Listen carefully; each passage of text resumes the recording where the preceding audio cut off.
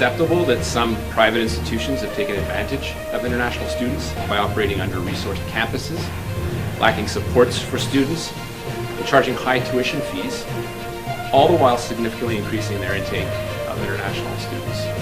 Today, I am announcing 3 principal measures. 1, a temporary 2-year cap on new international student permits. It is the latest in a series of measures to improve program integrity, set international students up for the success in order to maintain a sustainable level of temporary residence in Canada as well. To ensure that there is no further growth in the number of international students in Canada for 2024, we are setting a national application intake cap for a period of 2 years. For 2024, the cap is expected to result in approximately 364,000 approved study permits, a decrease of 35% from 2023. In the spirit of fairness, we are also allocating the cap space by province based on population, such as that some provinces will see much more significant reductions. We'll continue to work closely with those provinces and territories to put these measures into place, as they will be responsible for determining how the cap is distributed between its designated learning institutions that they have jurisdiction over. I've had productive conversations, in particular with British Columbia and Ontario already, and we all recognize that more needs to be done to protect the integrity of our system while supporting international students. In addition, effective immediately, applicants must provide a provincial attestation with their study permit application. At the same time, the cap will not apply to students at graduate levels of studies, including master's and doctoral students, those are the people we're looking for. Study permit applications at the elementary and secondary school levels will also be exempt. To repeat, as of September 1st of this year, postgraduate work permits will no longer be available to public-private institution models. Thirdly, in the coming weeks, we will be announcing that open work permits will only be allowed and be available to spouses of international students enrolled in master's and doctoral programs, as well as professional programs such as medicine and law. Spouses of international students enrolled in other levels of study, including undergraduate and college programs, will no longer be eligible. To be clear, the cap will not apply to applicants within Canada looking to extend their studies, as it wouldn't be fair to prevent someone from finishing the program, nor will the cap have an effect on study permit holders currently in Canada. These temporary measures will be in place for 2 years, and the number of new study permit applications that will be accepted in 2025 will be reassessed at the end of this year. Dreaming of a new life in Canada? Find out your chances with our Canada CRS calculator.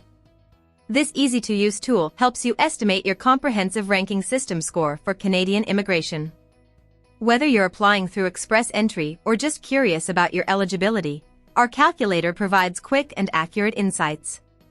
Visit our website today and take the first step towards your Canadian dream.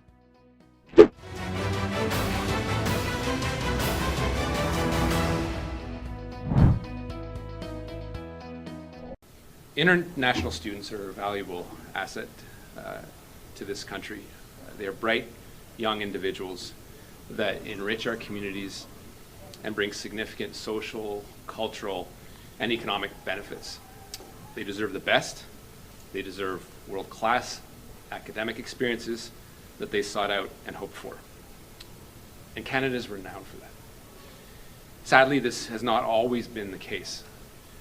Pour que ces avantages perdurent et que le Canada conserve sa réputation mondiale, nous devons nous attaquer aux problèmes récents qui ont rendu certains étudiants vulnérables et ont porté atteinte à l'intégrité de notre programme pour les étudiants internationaux.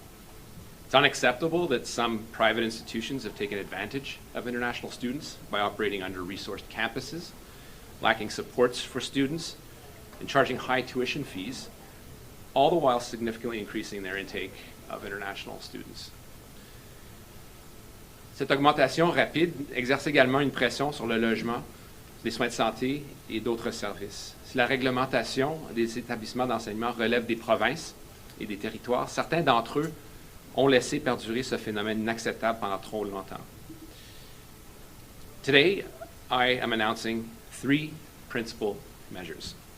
1, a temporary 2-year cap on new international student permits. It is the latest in a series of measures to improve program integrity and set international students up for the success in order to maintain a sustainable level of temporary residence in Canada as well. To ensure that there is no further growth in the number of international students in Canada for 2024, we are setting a national application intake cap for a period of 2 years. For 2024, the cap is expected to result in approximately 364,000 approved study permits, a decrease of 35% from 2023. In the spirit of fairness, we are also allocating the cap space by province based on population, such as that some provinces will see much more significant reductions. We'll continue to work closely with those provinces and territories to put these measures into place, as they will be responsible for determining how the cap is distributed between its designated learning institutions that they have jurisdiction over. I've had productive conversations in particular with British Columbia and Ontario already, and we all recognize that more needs to be done to protect the integrity of our system while supporting international students. In addition, effective immediately, applicants must provide a provincial attestation with their study permit application. At the same time, the cap will not apply to students in graduate levels of studies, including master's and doctoral students. Those are the people we're looking for. Study permit applications at the elementary and secondary school levels will also be exempt. Deuxièmement, afin de mieux aligner le programme de permis de travail post-diplôme avec l'intégrité du système, nous modifions également les critères d'éligibilité. À partir du 1er septembre 2024, les étudiants internationaux qui commencent un programme d'études faisant partie d'un accord de licence de programme d'études ne seront plus admissibles à un permis de travail post-diplôme après l'obtention de leur diplôme. Dans le cadre de ces accords, les étudiants fréquentent un établissement privé qui a été autorisé à dispenser le programme d'études d'un établissement public associé. Ces programmes ont connu une croissance significative en attirant des étudiants internationaux ces dernières années, bien qu'ils soient moins surveillés que les collèges publics et qui constituent une échappatoire en ce qui concerne l'éligibilité au permis de travail après l'obtention du diplôme. To repeat, as of September 1st of this year, postgraduate work permits will no longer be available to public-private institution models. Thirdly, in the coming weeks, we'll be announcing that open work permits will only be allowed and be available to spouses of international students enrolled in master's and doctoral programs, as well as professional programs such as medicine and law. Spouses of international students enrolled in other levels of study, including undergraduate and college programs, will no longer be eligible. To be clear, the cap will not apply to applicants within Canada looking to extend their studies, as it wouldn't be fair to prevent someone from finishing the program, nor will the cap have an effect on study permit holders currently in Canada. These temporary measures will be in place for 2 years, and the number of new study permit applications that will be accepted in 2025 will be reassessed at the end of this year. Nous continuons en outre à travailler avec les provinces et les territoires, les établissements d'enseignement désignés et les acteurs de l'éducation nationale des réformes plus larges sur l'élaboration d'une voie plus durable pour les étudiants internationaux, y compris la finalisation du cadre des établissements reconnus que j'avais annoncé plus tard l'année dernière. La détermination d'un niveau durable à long terme d'étudiants internationaux et la garantie que les établissements d'enseignement postsecondaire sont en mesure de fournir les niveaux adéquats de logement pour les étudiants. S'appuyant sur d'autres réformes du programme des étudiants étrangers, l'annonce d'aujourd'hui vise à protéger un système qui a ouvert la voie à des abus, ainsi qu'à soutenir une croissance démographique durable au Canada. To be absolutely clear, these measures are not against individual international students. They are to ensure that as future students arrive in Canada, they receive the quality of education that they signed up for and the hope that they were provided in their home countries. It would be a disservice to welcome international students in Canada knowing not all of them are getting the resources they need to succeed in Canada and having them return home disillusioned and disappointed in Canada's education system. Allowing bad actors to continue their operations would be a disservice to all the good institutions who pride themselves in providing a top-tier academic experience. Thank you. Looking forward to the questions. Can you clarify, Minister, will we see, so right now we have over 1 million foreign students. Are the measures you are unveiling today, does that mean there will be less students as of September, or is it that the increase will be slower? And how many students will we see by the end of this year in Canada? So you asked sort of three things, Marika. Permits are issued on a 3-year basis. So the 1 million number is the number of permits that have been issued over a 3-year period. Those people that are getting out of the 3-year programs will be reflected in, it'll be a reflection of a decrease, a 35% decrease compared to those people that are graduating from these programs. So the net intake will show that decrease of 35%. There's some room there to work with some of the provinces to make sure that they are actually decreasing.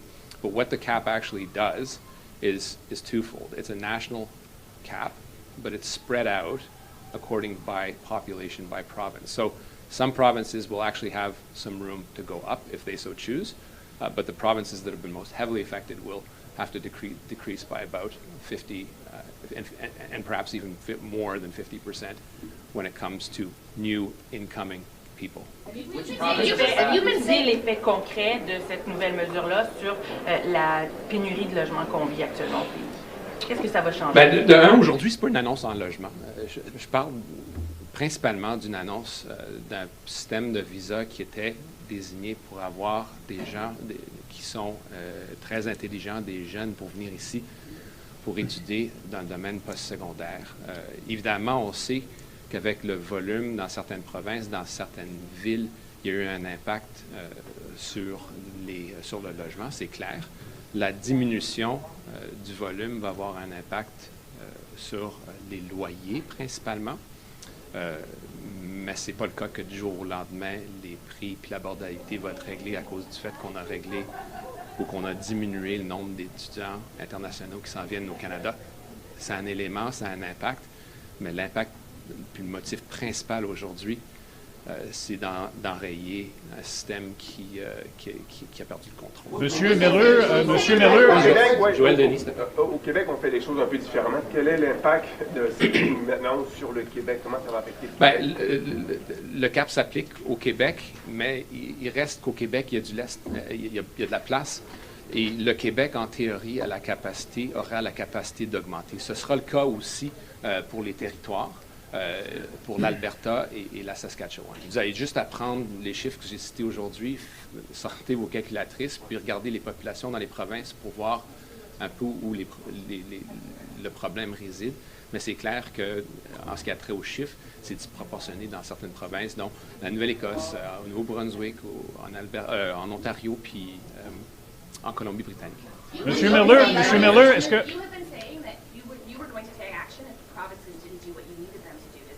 Provinces have not responded to you the way they expected? I'd say a couple of things. Clearly, there has not been action as quickly as we wanted it to be taken. We first and foremost wanted to address the matters that were within pretty much exclusive federal jurisdiction, which are fraud, the integrity of the intake system, verification of offer letters, the putting into place of a recognized institution model, which we did in the fall, and we warned provinces throughout the fall that they needed to start taking measures. I had a very productive conversation with Minister Selena Robinson on Friday about the work that they are going, I'm not going to scoop her, but the work that they are doing in British Columbia to attack this. We don't want to trip over each other, so we're going to work with them. If we get it wrong, we'll fix it with them, and if they get it wrong, we'll be talking about that as well. But we want to coordinate our activities because it is an area of shared jurisdiction.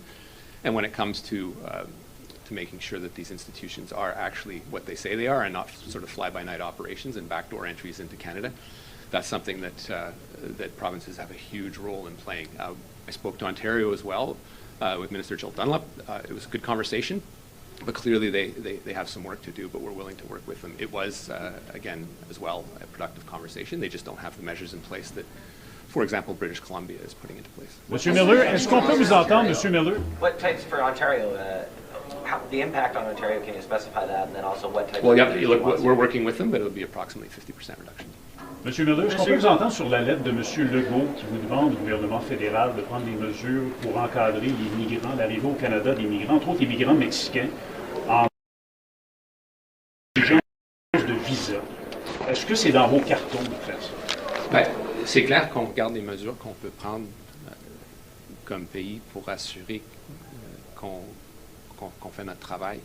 En ce qui a trait aux demandeurs d'asile qui viennent, peu importe d'où ils viennent, mais du Mexique, on a vu un flux énorme de gens qui s'en viennent du Mexique et puis qui réclament le statut d'asile, avec le résultat qui est bien en deçà des moyennes qu'on voit avec les autres demandeurs d'asile. Alors, c'est clair qu'un tour de vis s'impose. Est-ce que c'est un quart de tour, un demi-tour, 2 tours? C'est à déterminer. Vous avez entendu le ministre Leblanc en fin de semaine qu'on est en train encore de réfléchir sur l'approche à prendre et la décision à prendre. Je n'ai rien de public à vous dévoiler aujourd'hui. Sachez aussi, quand on parle du Mexique, que c'est un de nos partenaires économiques principaux, puis qu'une démarche diplomatique s'impose, et c'est une démarche qui n'est pas encore complétée. Sure. Look, it's clear that we've seen increased volumes ever since we removed the visa at the beginning of our mandate. That has come with some economic benefit as well, so we shouldn't deny that. Mexico is one of our principal economic partners, so any measures that we would take, would contemplate, require a diplomatic process that is not yet completed. We certainly, it doesn't translate as well into English, but I said we certainly need to turn the screws a bit, whether it's a quarter turn or a full turn. It's something that's still being determined. It's something I can't share with you publicly, but know that we are not trying to be opaque, but when we take these measures, it's not something that we can necessarily discuss publicly, because there are some bad actors that don't have the best interests of Canada at heart that will game the system. So we acknowledge the problem, we acknowledge that Canada has to take action, but there's some work left to do. In 2 years, after these measures expire, how are you hoping that the world will be different? What's going to happen in the meantime? Well, look, we've got 2 years to actually get the ship in order. It's a bit of a mess, and it's time to rein it in. So this is something we will, these are, even though we've put a lot of thought into this, these are still pretty much blunt measures from the federal government. We're playing with taps that we're turning on and turning off and allocating between province. So did we get it right? We'll see. But we need to work with provinces in the meantime to make sure that they are doing their jobs. There have been provincial Auditor General reports that have laid out in much more detail than I could lay out to you here today the measures need to be taken to make sure that this is a system that has some integrity to it. It is not the intention of this program to have sham commerce degrees or business degrees that are sitting on top of a massage parlor that someone doesn't even go to, and then they come into the province and drive an Uber. If you need a dedicated channel for Uber drivers in Canada, I can design that, but that isn't the intention of an international student program. So this is something we need to rein in. They exist, those institutions need to be shut down, and it's up to the provinces to do it. 17% aren't actually registered? Institutions, though, is your government concerned about the economic impact this will have on public universities and colleges? We are, absolutely. This has been very, very lucrative, and it's certainly something that private colleges have made a lot of money out of.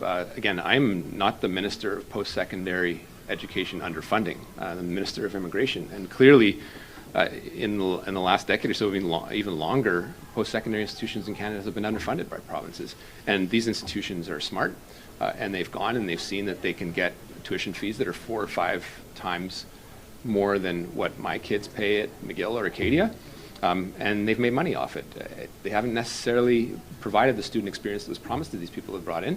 And there's been the path of least resistance as well. The source countries are not particularly diverse. We've been banking on looking at the global middle class, upper middle class, and people have made money off it. So it's a system that has some real integrity issues. It has ecosystem incentives and perverse incentives, and it's something that we need to address. And then there's clear instances of people that have been just making money hand over fist about this. But again, we don't want our best top academic institutions to be penalized. It's why we have exemptions for master's and PhD students, because those are the bright people that we need to retain. And now you will hear from some provinces quite clearly that there are some trade schools that they will want to exempt or give postgraduate work permits to, because that is where some of the needs are, whether it's in nursing or healthcare or in construction.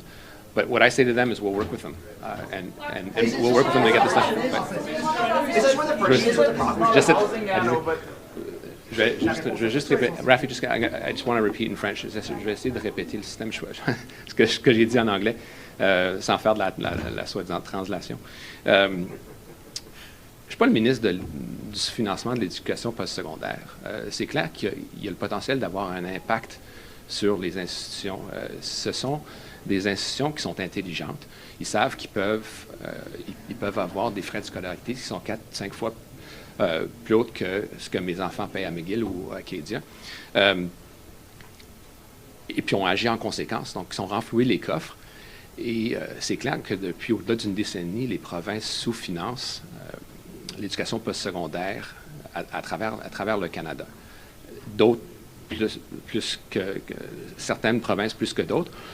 Et ces institutions ont agi en conséquence. Donc, la réalité, c'est qu'il va y avoir un impact, mais c'est un système qui n'a pas été désigné pour avoir certainement ce flux de gens, surtout avec le niveau de diversité des pays sources. C'est clair qu'il y a une classe moyenne globale où les institutions sont allées puiser des gens, mais il y a assez, somme toute, peu de diversité. Je porte aucun jugement sur ces gens-là, mais c'est un système qui a certains effets pervers et un écosystème qui est celui qu'il est aujourd'hui. Et c'est clair évidemment, je suis au Québec, qu'on parle de la péninsule acadienne, on pourrait aussi faire un effort supplémentaire pour assurer que des étudiants qui parlent français viennent ici, quitte à pouvoir les avoir comme résidents permanents, parce que j'ai un travail comme ministre des Affaires de l'immigration, de m'assurer qu'on continue de bonifier l'arrivée de gens qui puissent parler français hors du Québec. Plus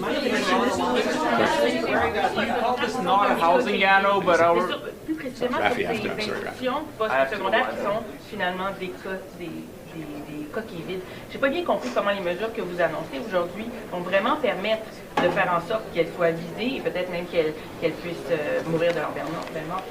Bien, de un, la deuxième mesure que j'ai annoncée en ce qui a trait au permis de travail pour les institutions qui sont associées à des institutions publiques, c'est clair que le motif économique de quelqu'un qui s'en vient ici va être enrayé. Ils ne vont plus voir venir ici parce qu'ils ne vont pas avoir d'accès à un permis de travail après leurs études. Évidemment, c'est pas mon travail d'aller institution par institution, même de valider ces institutions qui ne devraient pas être des institutions désignées. On donne le chiffre aux provinces, puis on leur demande très respectueusement de faire leur job. S'ils veulent faire des coupes qui sont insensées, alors on va avoir une conversation additionnelle. Mais évidemment, vous l'avez dit, c'est clair qu'à travers le pays, il y a certaines institutions qui n'ont pas lieu d'exister. The Toronto money, the money that the City of Toronto wants for asylum seekers, where are you guys on that? Is that going to happen? Oh, well, we're working. I've had some very productive conversations with Mayor Chow, and it's work that I think is going to continue. We actually have a very good working relationship with their teams, and we're always willing to do more. It's not something that I'm prepared to announce publicly today, but we know that the pressures on it that asylum seekers are creating, which is a joint jurisdiction, it's not sole jurisdiction of the federal government. There's a role to play with the federal government, and I think we can continue that positive relationship with the mayor. Do you need the province to play a role before you guys put up money for that? We do, and we have those conversations with them. I've said that many times. They did put in their agreement with Mayor Chow some conditions that required the federal government to be at the table. There's always some gaming going on, but we're still willing to work with them. There have been reception centers in the past to address flows that have existed. They were closed by the provinces, but it's something that we'll continue to work with them on. This, the global flow of migrants in the world is not something that is going away anytime soon. And Canada, despite having a block of ice to the north of us and big bodies of water to the west and the east, nuclear superpower to the south of us, is not immune from those global flows. Juste rapidement sur les demandeurs d'asile, Monsieur Legault dit que si on ne freine pas l'afflux des demandeurs d'asile au Québec, on va atteindre un point de mesure. Est-ce que la situation est plus insoutenable au Québec? On continuera à travailler avec M. Legault. C'est clair qu'il y a eu des flux plus abondants dans le passé avec un système d'accueil et d'appui durant le flux important du chemin Roxham, où on a travaillé avec le gouvernement du Québec. Point de rupture, je ne sais pas, mais c'est clair qu'un tour de vis s'impose. Je dirais en même temps qu'il y a deux provinces qui subissent de façon disproportionnée l'impact des demandeurs d'asile, c'est le Québec puis l'Ontario. Ce qui manque un peu dans la lettre de M. Legault, c'est le fait que les gens viennent, oui, certes, ils visent les grands centres urbains, ils visent Montréal puis Toronto, mais ce qu'on mesure moins, c'est le flux de gens qui viennent à travers la frontière ou qui viennent à l'aéroport de Trudeau puis qui passent à l'Ontario. C'est pas mesurable, mais c'est visible parce qu'on les demande parfois, puis on le sait. On fait aussi un effort, peut-être qu'on n'en a pas parlé assez, de redistribuer ces gens-là dans différentes parties du pays et dans des hôtels notamment. Donc, c'est un travail qui continue et c'est pas un travail qui va disparaître du jour au lendemain, mais c'est clair qu'on va travailler avec le Québec. Merci. Our video ends here. If you found this update useful, then please share it with your friends and family on Facebook, WhatsApp, and Twitter. Thanks for visiting us today.